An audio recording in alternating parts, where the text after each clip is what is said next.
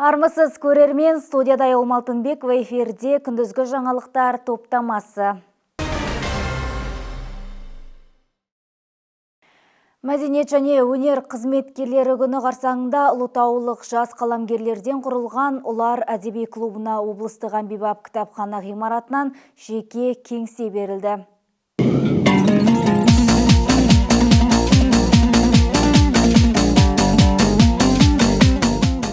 2023 жылдың қарашасында қанатын қаққан Ұлар әдеби клубының қатарында бүгінде 30-ға жуық қаламгер бар. Шығармашылық жастарға жиірек бас қосып, жазған сызғандары жөнінде пікір алмасып тұратын алаңның қажеттігі жөнінде көптен айтылып жүреді. Енді міне облыстық мәдениет тілдерді дамыту және архив ісі басқармасының қолдауымен бұл мәселе шешімін тапты. Біздің былайша айтқанда арманымыз орындалды деуге болатын шығар. Мәдениет басқармасына қолдаған облыс әкімдігіне үлкен алғысымызды білдіреміз, айрықша ықыласымызды білдіреміз. Бұл шынында да жастардың бірге отырып әдебиетті талқылауына, түрлі жанрдағы шығармаларды ортаға салуға, ой бөлісуге таптырмас мүмкіндік, таптырмас орын. Сондықтан да біз алғысымызды білдіреміз. Әдеби клуб кеңсесінің салтанатты ашылуына Қазақстан Республикасы Мәдениет және Ақпарат Министрлігі жанынан құрылған Алқа әдеби клубы мен өңірдегі зиялы қауым өкілдері арнайы қатысты. Әр өңірде әдеби клубтар дамып жатыр. Біздің министрлік жанынан Алқа әдеби клубы құрылған болатын. Осы клуб құрылған болатын. Клуб аясында бірқатар кездесулер өтіп жатыр. Біз Жетісу, Алматы облыстарында әдеби тур ұйымдастырдық. Абай облысы, Қарағанды облысында көшпелі отырыстар өтті. Сол бір отырыстардың жалғасы ретінде бүгін Ұлытау өңірінде көшпелі отырыс өткіздік, семинар кеңес өткіздік. Бұл да әдеби клуб жастардың ой пікір айтатын, жалпы әдеби бағыт бағдардың айқындайтын ордасы, ортасы. Сондықтан осы Ұлар әдеби клубының алға дамуына тілектестік білдіреміз. Ізбасарымыз ретінде өсіп келе жатқан жас жігіттердің, қыздардың бас құрап, Ұлар әдеби клубын ашқанға бір қуанып кезінде.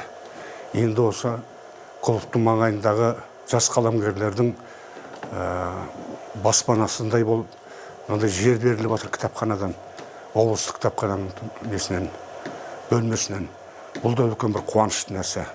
Олар келіп, өлең оқып, әдеби процесс жөнінде әңгімелерді қозғап отыруына қолайлы жағдай туғызып отыр.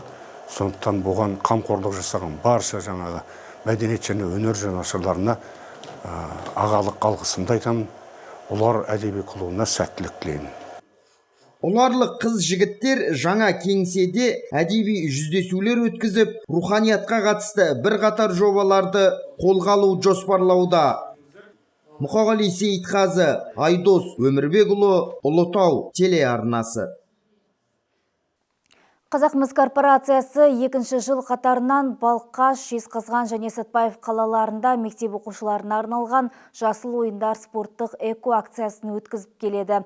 Биылғы өткен шараға облыс бойынша 500-ден астам оқушы қатысып, бүгін акцияның нәтижесі шығарылды. Жасыл ойындар бұл тек жарыс емес, табиғатқа жанашырлықты, салауатты өмір салтын насихаттайтын маңызды бастама. Атайтып тұрғандай, жастар футбол, баскетбол, волейбол спорттық ойындарына қатысып қана қоймай, экологиялық акцияны қолдады. Алып кәсіпорын мұндай іс-шараларды дәстүрлі түрде өткізіп тұрады. Жалпы біздің акциямыздың басты мақсаты осы балаларға спортты насихаттау, сосын салауатты өмір салтымен қоса, қоршаған ортаны жинау, сосын қорғауға кішкене баулу болып саналады. Акция аясында Жезқазған қаласында мектеп аумақтары толық тазартылып, 40-тан астам қап қоқыс жиналды. Ал Сәтпаев қаласындағы Жеңіс саябағында өткен сенбіліктен кейін бір жүк көлігі толық қоқыс шығарылып, барлық қалдықтар тиісті мекемелерге тапсырылды. Оған қатысушылар мұндай іс-шараның маңыздылығын айтып, қала тұрғындарын белсене атсалысуға шақырды. Біздің мектебіміздің мақсаты жеңіске жету емес, қаламызды таза ұстау. Менің өзімнің қатарластарым айтатын, қаламызды, жерімізді, туған жерімізді таза ұстап, және осындай акцияларға үлестерін қосу. Біз 7-ші мектеп бірінші орын алғанымызға қуаныштымыз. Бұл экологиялық акция негізі өте маңызды. біздің қаламызды тазартуға көмектеседі. Осы керемет іс-шараны ұйымдастырып жатқан ұйымдастырушыларға рахмет айтамын. Акция нәтижесі бойынша барлық қатысушы балаларға естелік сыйлықтар табысталды. Ал үздік нәтиже көрсеткен командалар жүлделі орындарға ие болды. Ұйымдастырушылардың айтуынша бұл игі бастама алдағы уақытта да жалғасын табады. Айдана Базарбайқызы, Думан Оразов, Ұлытау телеарнасы. Жезқазған қаласының аумағында техногендік сипаттағы төтенше жағдайдың салдарын жою кезінде іс-шараларды ұйымдастыру және өткізу тақырыбында оқу-жаттығу өтті. Іс-шараны Ұлытау облысының төтенше жағдайлар департаменті ұйымдастырды.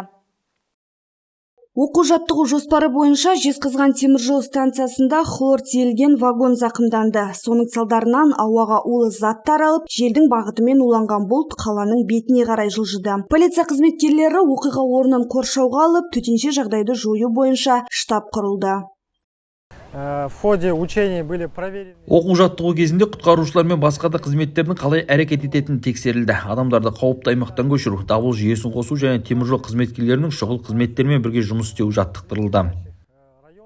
Құтқарушылардың бір тобы ағып кеткен улы затты жоюмен айналысса, екінші топ теміржол маңындағы аумақта жапа шеккендерді іздестірумен айналысты. Апат болған жерге жақын маңнан ес-түссіз күйде жатқан адам табылды. Оған жедел көмек көрсетіліп, қауіпсіз жерге жеткізілді. Жаттығу барысында теміржол вокзалынан адамдар нөмірі 10-шы жалпы білім беретін мектептің базасындағы арнайы пунктке эвакуацияланды.